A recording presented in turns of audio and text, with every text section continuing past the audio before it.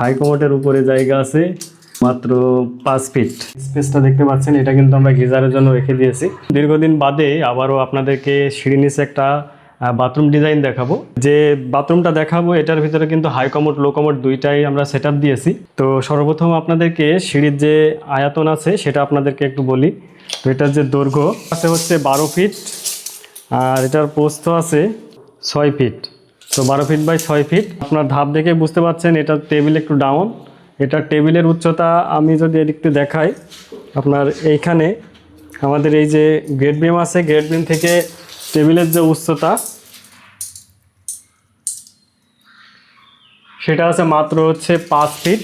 তো এই 5 ফিট থাকার ফলে এখানে কিন্তু আসলে বাথরুম করা সম্ভব ছিল না, যার কারণে এখানে কিন্তু ডাউন করে আসলে বাথরুম করা হয়েছে। তো কতটুকু ডাউন করা লাগছে সেটা আপনাদেরকে একটু দেখাই। এই জায়গাতে কিন্তু প্রায় টাইলসের পরেই দেখা যাচ্ছে যে প্রায় 13 ইঞ্চি এখানে ডাউন করা লাগছে। তো 13 ইঞ্চি ডাউন করার ফলে এই জায়গায় কিন্তু ওঠানামার জন্য একটা দুইটা কিন্তু ধাপ দেওয়া লাগছে। আপনারা যদি সিঁড়ি নিচে বাথরুম করতে চান এবং এমন ডাউন না করতে চান, তাহলে এই যে টেবিল, যেটা সিঁড়ির যে টেবিল, এটা মিনিমাম আপনারা 6.5 ফিটের মাথায় দেওয়ার চেষ্টা করবেন।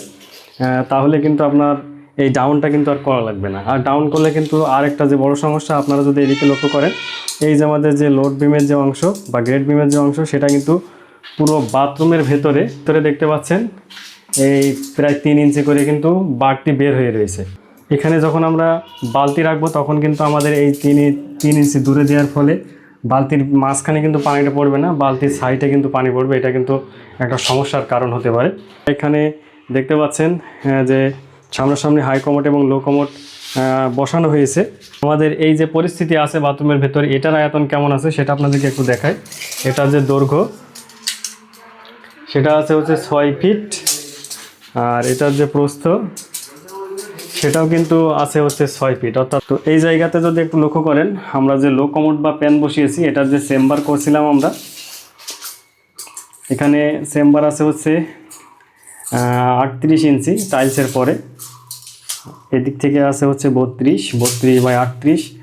আর এখানে লো কমোড আমরা যখন বসিয়েছি, আপনারা অনেকেই দেখেছেন যে আমাদের ভিডিওগুলোতে আমরা লো কমোড এবং হাই কমোড যখন বসাই, আমরা কিন্তু পুরোপুরি একটা চেম্বার টেনে দিই এবং এক চেম্বারেই হাই কমোড এবং লো কমোড দুইটাই কিন্তু বসাই। কিন্তু এই জায়গাতে যে সমস্যাটা হয়েছে, আমরা কিন্তু এখানে লো কমোডের জন্য আলাদা চেম্বার দিয়েছি এবং হাই কমোডের যে চেম্বার সেটা কিন্তু আমরা দিয়ে নিই। আসলে গোসলের যে সাইড একেবারে যেভাবে লেভেল আছে, আমাদের হাই কমোডটাও কিন্তু ঠিক সেই লেভেল রাখা হয়।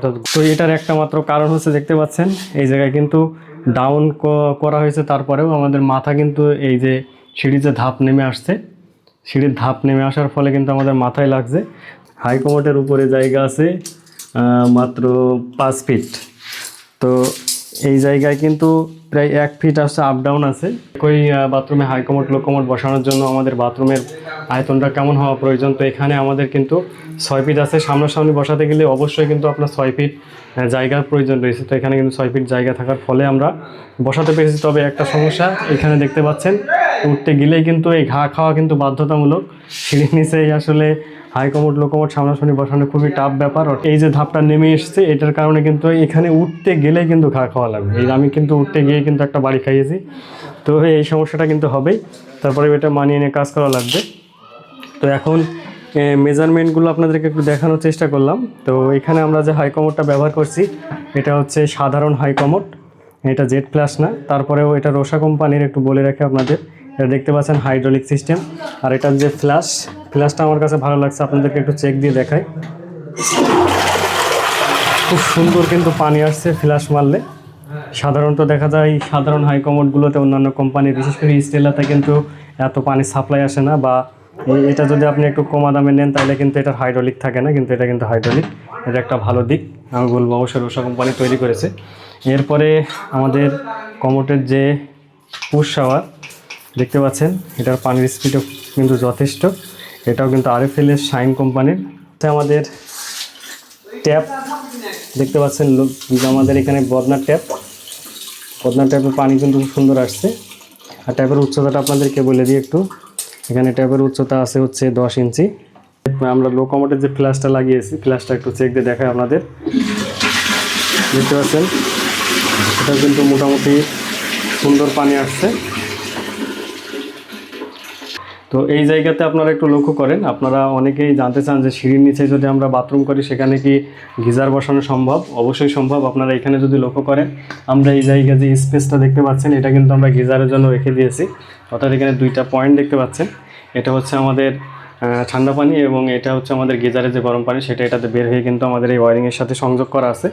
এটা কিন্তু আমাদের সংযোগ হবে। আর এদিকে আমাদের দুইটা ট্যাপ দেখতে পাচ্ছেন, গিজারের জন্য একটা এবং হচ্ছে ঠান্ডা পানির জন্য একটা। দুইটা স্ট্যাপ কক আমরা ব্যবহার করছি আমাদের শাওয়ার কন্ট্রোলিংয়ের জন্য, গরম ঠান্ডা লাইনের জন্য।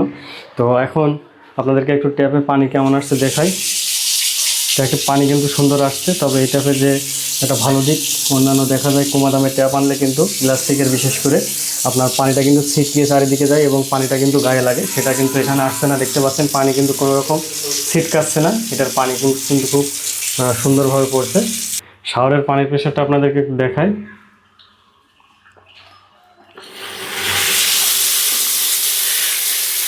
শাওয়ারের পানির প্রেশারটাও কিন্তু যথেষ্ট সুন্দর। আর এটা কিন্তু মুভিং শাওয়ার। গোসল করার সময় আপনার যেদিকে ইচ্ছা সেদিকে কিন্তু এটা মুভিং করতে পারবেন।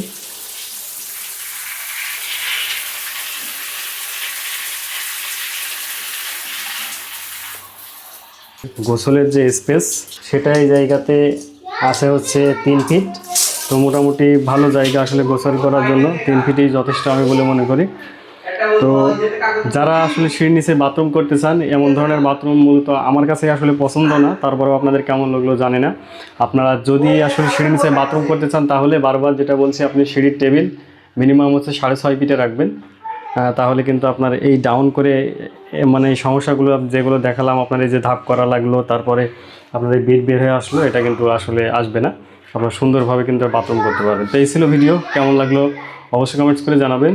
আর আপনারা যারা আমাদের চ্যানেলে স্যানিটারি বিষয়ক বিভিন্ন ভিডিও নিয়মিত দেখতে চান, চ্যানেলটি সাবস্ক্রাইব করে আমাদের সাথে থাকবেন।